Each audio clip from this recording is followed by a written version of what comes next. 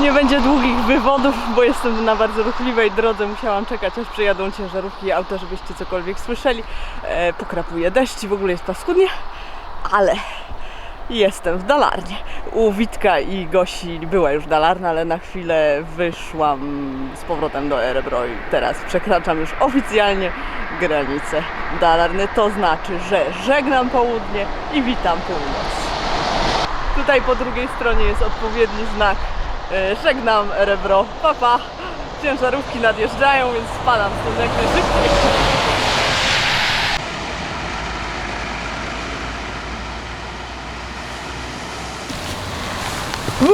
1000 kilometrów zaliczone. Tak naprawdę wyszło właśnie dokładnie pod tym tunelem straszliwym na drodze numer 50, gdzie ledwo się mieści jedna ciężarówka, co dopiero mówić o 2 i 1 pieszym. Udało mi się przecisnąć i oto jest moje 1000 kilometrów w mojej ulubionej Dalarnie. No, niestety pada, więc aparat wraca do plecaka, ja pod kaptur i dalej na północ. Jestem teraz w Saxdalen. Tak tylko chciałam wam pokazać, jak wygląda miejscowość. Oj, pędzę do następnej i znowu pada.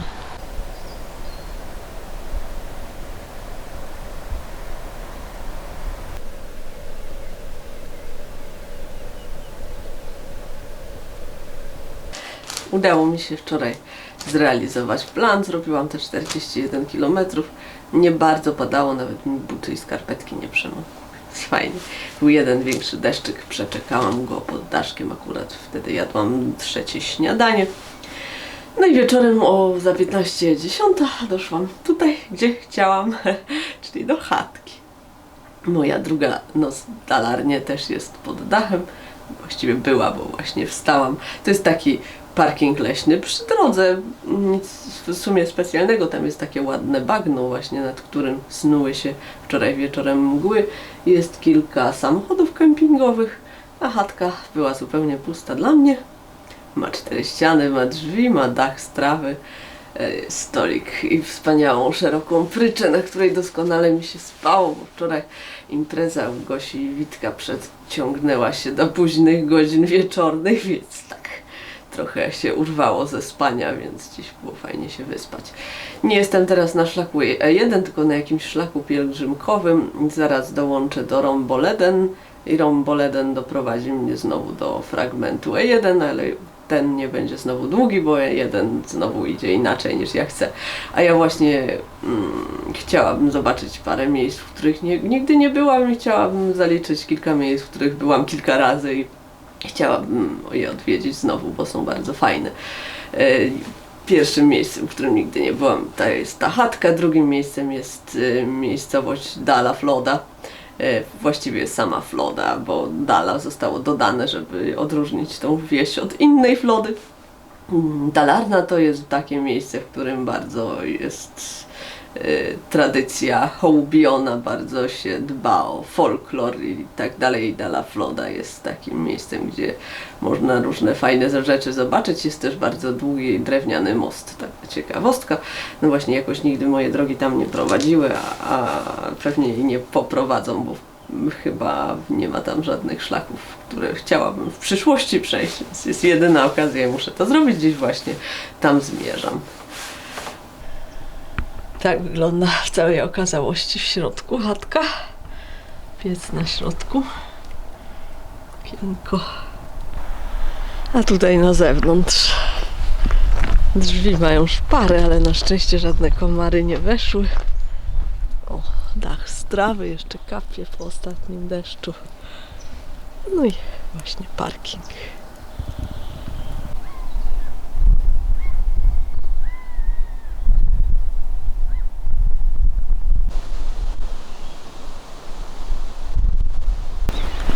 Wędruję tym szlakiem pielgrzymkowym, odprowadzi tutaj starymi torami, znaczy torów już nie ma, jest tylko nasyp kolejowy prosto jak strzelił. I właśnie jestem na starej stacji kolejowej, która jest odremontowana, utrzymana.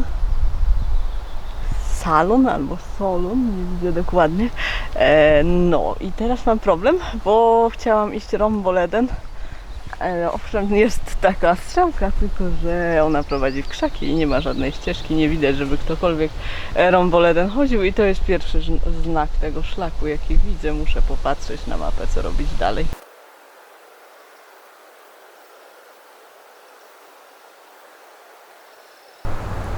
A więc to jest właśnie Dala Floda. Tutaj udało mi się dojść całkiem przyjemną, gruntową drogą. Dala Floda jest położona na takich równinach zalewowych nad rzeką Västerdalälven. I tutaj jest właśnie ten słynny most, najdłuższy w Szwecji most, drewniany, po którym może przejechać samochód. Tym właśnie mostem przejdę na drugą stronę tej wielkiej rzeki.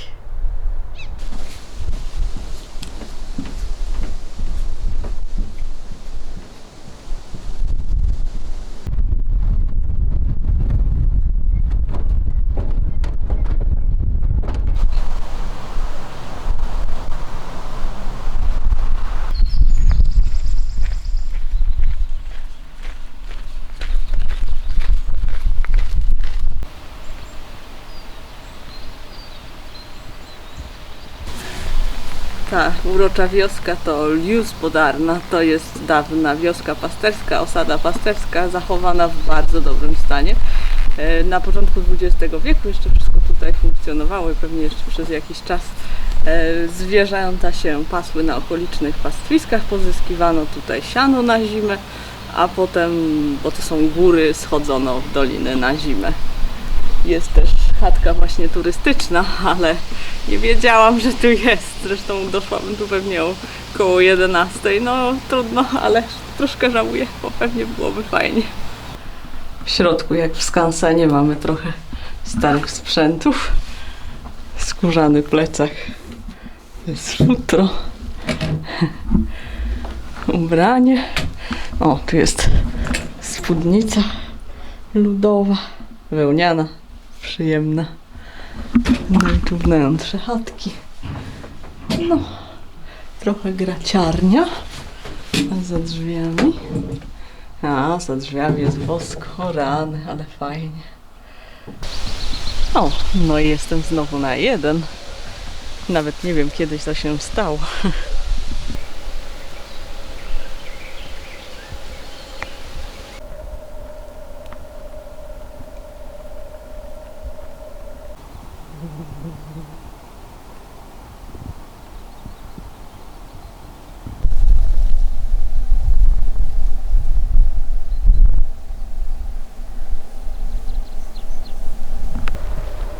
No to jestem na nowym szlaku, na Siljansleden. Tam jest taki drobny znaczek, który pozwala go zidentyfikować. Jeden idzie Siljansleden, ale w drugą stronę. Ja idę w tamtą stronę, ponieważ dużą pętlę Siljansleden chcę sobie zostawić na przyszłość, a tą, która w przyszłości by mi nie pasowała, tą bliżej miasteczek, zrobię sobie właśnie tym razem. Sytuacja szlakowa się od razu poprawia. Mamy ładny, fajny szlak. Wydeptane, ludzie chodzą, bo te lokalne szlaki niestety były niewydeptane, świeżo oznakowane i to było dosyć problematyczne, strasznie mokro, więc dzisiaj troszkę je omijałam gruntowymi drogami, a poza tym było ich bardzo dużo i ciągle się krzyżowały i nie wiadomo było, który jest który, jakieś nowe powyznaczali. No ale teraz to już prosta droga.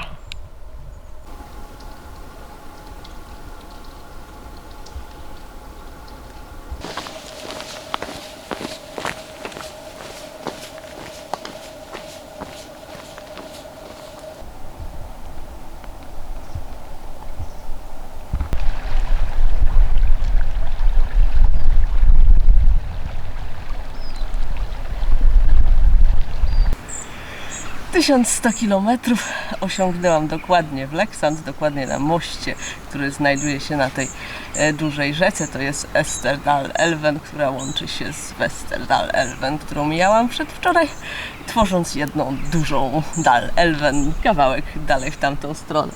Jest 8 rano, jest niedziela, tylko jedna pani z uśmiechem właśnie mnie minęła. Nie ma wielkiego widowiska, ja się bardzo cieszę z mojej 1100 i zmierzam do sklepów na jakieś dobre śniadanie.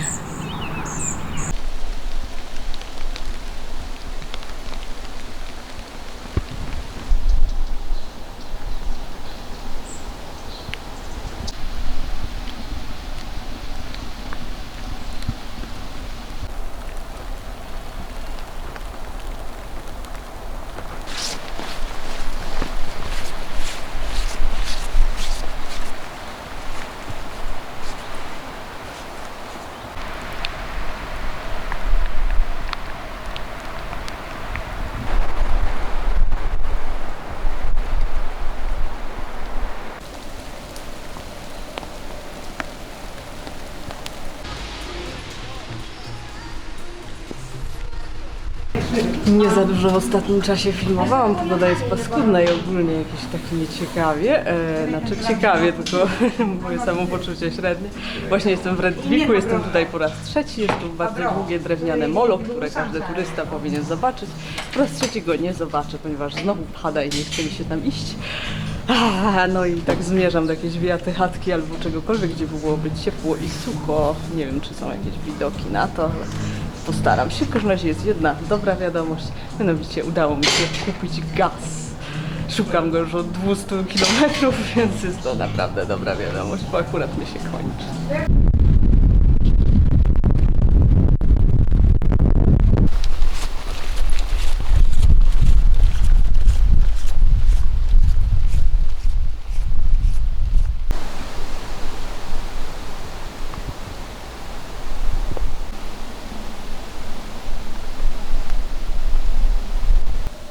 Tam Merosen rozstaje się z Siljansläden. Teraz będę szła dal Karlsvägen przez niedługi w sumie czas do jutra, tylko do Mory właśnie. A ta Merosen to jest wspaniała wioska. Jest tu tak piękna wiata. Ma nawet zasłony w drzwiach, ale nie mogę tam zostać, bo jutro nie wyrobię się do chatki. No więc lecę dalej.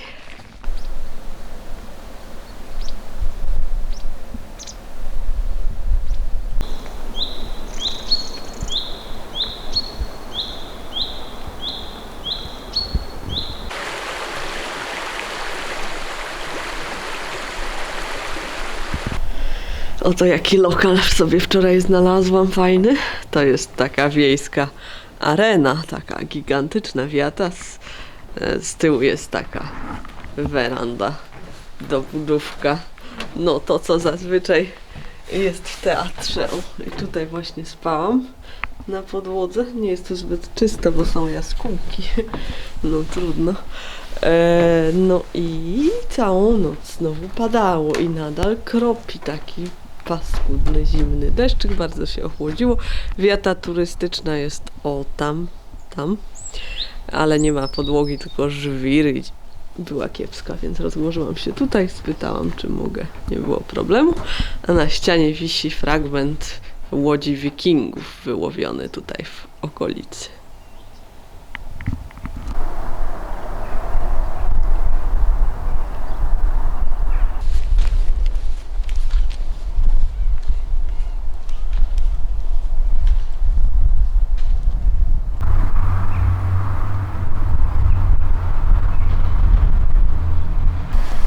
Witajcie, pogoda się poprawiła.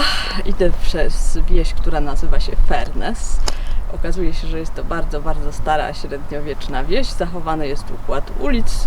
Domy są generalnie nowe, XIX-wieczne, natomiast jest bardzo dużo budynków gospodarczych, bardzo starych, które zostały przeniesione z innej lokalizacji z powodu jakiejś reformy, ale zostały w takim samym stanie, w jakim były. I tak właśnie za mną są takie 3 egzemplarze.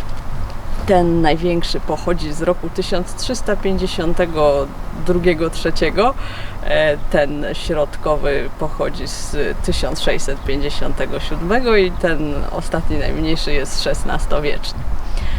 Ten największy, ten najstarszy właśnie jest jednym z 10 najstarszych budynków we wszystkich krajach nordyckich, więc cieszę się, że właśnie akurat na niego trafiłam.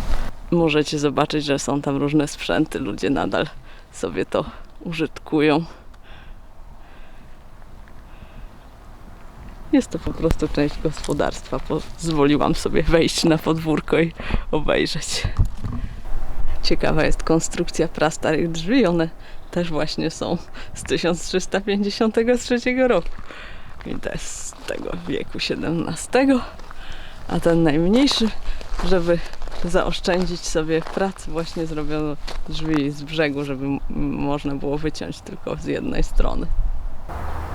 Z którego roku są te budynki, wiadomo, dlatego że wykonano badania dendrochronologiczne, ale widać też, że są bardzo stare po konstrukcji zrębowej. Inaczej przycinano bale w dawnych wiekach niż to miało miejsce później.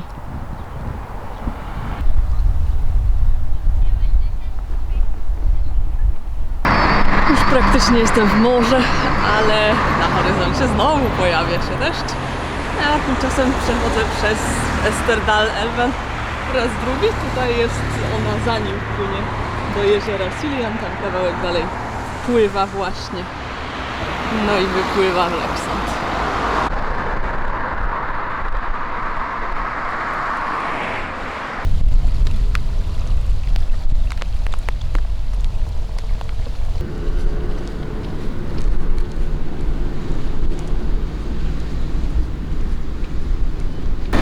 Witam na starcie biegu Wazów, czyli Wazalopka, słynnego wyścigu, który się tu zimą odbywa. Teraz jest lato i teraz jest czynny letni szlak, którym będę wędrować. Mam 90 km z Mora do Transtrand. Doprowadzi mnie już w góry skandynawskie do początku szlaku Södra Kulsta. No to lecę.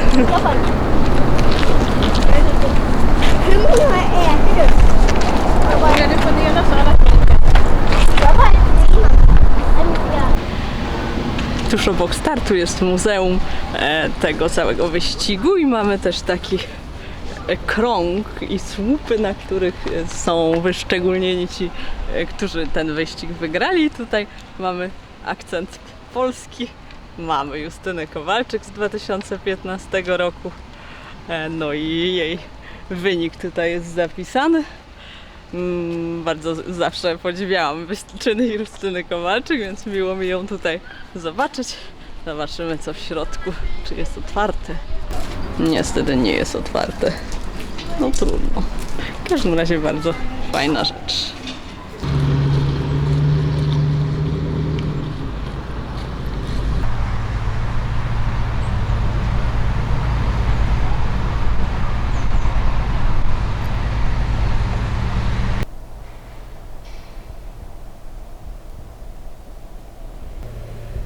Przy wejściu do kościoła widać, jak zrobiono tak specjalnie, żeby było widać, jak rozbudowywano ten kościół, poszczególne warstwy cegły, kamienie, różne rzeczy dodawane stopniowo. Kościół jest dosyć stary, ale nie wiem dokładnie, z którego roku są pierwsze założenia.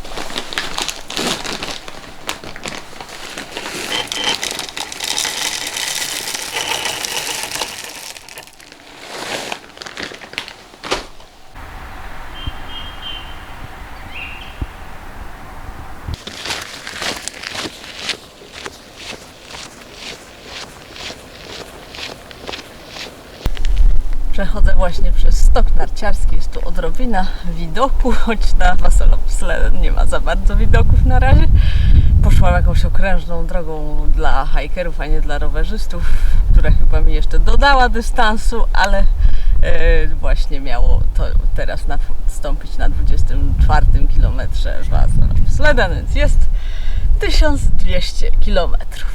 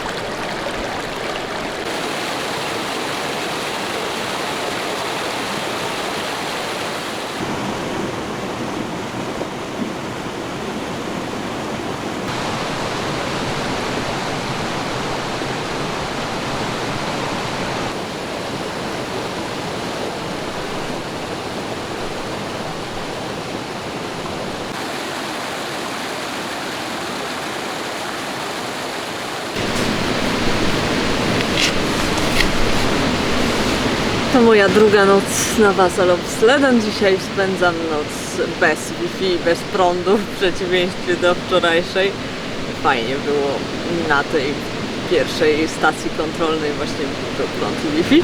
Ale tutaj jest też coś pięknego, mianowicie jest stary młyn XIX-wieczny, zbudowany na strumieniu Aksi, który płynie właśnie tam. Słyszycie na pewno jak szumi, to właśnie ta rzeka. Kilka młynów było tu w przeszłości.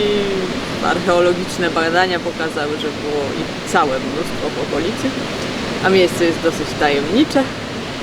Krążą legendy różne, że była tu jakaś czarownica, która zaklinała ludzi, pokazywała się właśnie we młynie, kiedy jacyś ludzie byli spóźnieni i tam nosowali. Właśnie jest taka historia, że chciała zabrać syna jakiejś rodziny, a to się nie udało, bo ojciec rzucił w nią nożem i finał był taki, że ta czarownica w akcie zemsty zatopiła im łódź, którą tutaj dopłynęli przez jezioro, które jest niedaleko.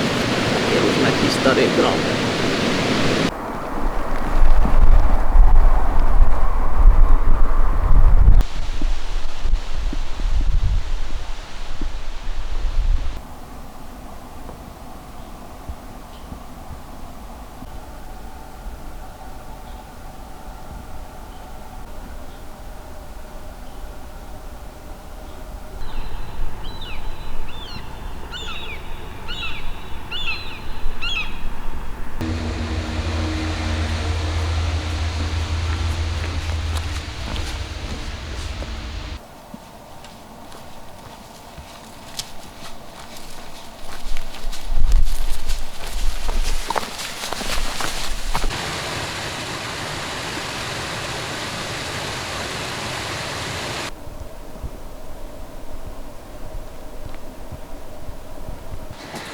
Jak widzicie, same luksusy dzisiaj na stole. A co jeszcze dziwniejsze, nie jestem gdzieś sama.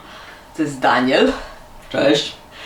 Daniel jest moim trail angelem w Szwecji. Jak wiecie, nie mam w tym roku bounce boxa. Daniel pełni rolę mojej poczty, która odbiera na poste restante wszystkie moje pamiątki, fanty, które mi się zbierają.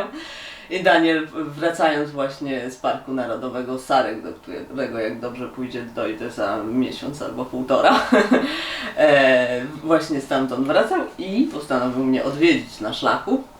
Odwiedził mnie z całą wałówą, z jajkami, z awokado, pomidorami, masłem i zapomniałam z czym jeszcze.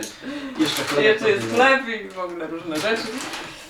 Jeszcze sobie dzisiaj powędrujemy chwilkę razem, a potem zmierzam już w kierunku gór. Gaz i wodę trzeba oszczędzać. Właśnie ugotowałam jajka na twardo. Teraz Daniel je wyciąga. A ja zrobię sobie na wodzie jajczanej kawę. Będzie bardzo smakowała. To jest bardzo ważne. To jest wszystko bardzo ważne. Łyżka. No, pachnie raczej jak kawa. Tak myślę. Na 2 jajach. Ty masz herbatę. Ja mam herbatkę. I bez jaj. Nie no, herbatka z jajek. Nie patrzymy się w kamerę.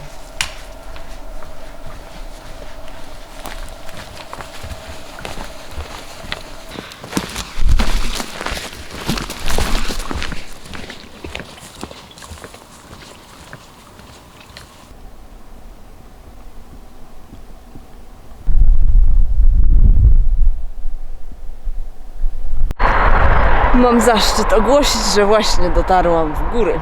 Daniel pojechał autostopem do swojego samochodu w odwrotną stronę, a ja właśnie doszłam do Selen. Ten uroczy konik Dala stoi na rondzie w Selen. Teraz udam się najpierw do sklepu i do informacji turystycznej. Mam nadzieję, że uda mi się umyć włosy, a potem skręcam tam na rondo i muszę wspiąć się 8 km na te właśnie góry, które się tam znajdują.